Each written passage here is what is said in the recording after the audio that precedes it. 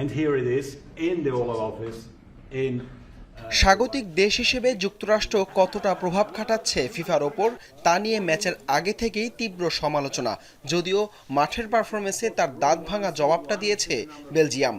মাঠের বাইরে ট্রাম্পের ফোন আর ফিফার পক্ষপাতিত্বের অভিযোগের ফলে যে চিত্রনাট্য মঞ্চস্থ হয়েছিল, মাঠের ভেতর ফুটবল পায়ে তার পুরো স্ক্রিপ্টটাই যেন বদলে দিল red ডেভিলরা। The game tonight's going to be amazing, and we're going to have a full team, and Belgium's going to have a full team. And you know what? If they beat us, then they can be really proud. রুচি চানাচুর 300 গ্রাম ও 500 গ্রামের family pack, এক প্যাকে পুরো পরিবার। রেফারির বাঁশি বাজার পর থেকেই মার্কিন রক্ষণভাগকে নাচিয়ে ছাড়েন শার্ল দে কেতালে।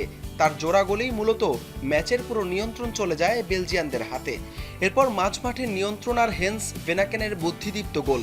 শেষ দিকে অভিজ্ঞ স্ট্রাইকার রোমেরু লুকাকুর বুলেট গতির ফিনিশিংয়ে যুক্তরাষ্ট্রের জালে জড়ায় 4-4টি বল। যুক্তরাষ্ট্রের শেষ 32-এর ম্যাচে বসনিয়ার বিপক্ষে সরাসরি লাল কার্ড দেখেছিলেন মার্কিন ফরওয়ার্ড ফোলারিন বালোগান।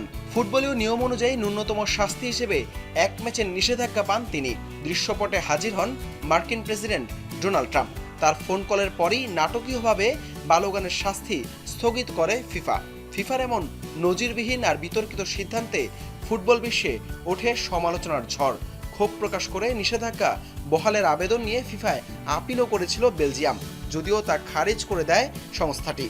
যার ফলে প্রথমবারের মতো লাল কার্ড দেখেও পরের ম্যাচেই খেলার নজির গড়েন কোনো খেলোয়াড়।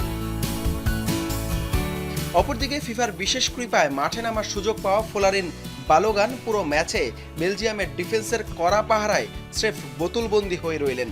বেলজিয়ামের গোল উৎসবের বিপরীতে যুক্তরাষ্ট্রের করা একমাত্র গোলটি তাই স্রেফ সান্ত্বনা হয়ে রইল। সব বিতর্ক আর অন্যায্য সুযোগকে বুড়ো আঙ্গুল দেখিয়ে 4-1 গোলের এই বিধ্বংসী জয়ে শেষ আটে উঠল বেলজিয়াম। হাসান আল মারুফ, যমুনা স্পোর্টস।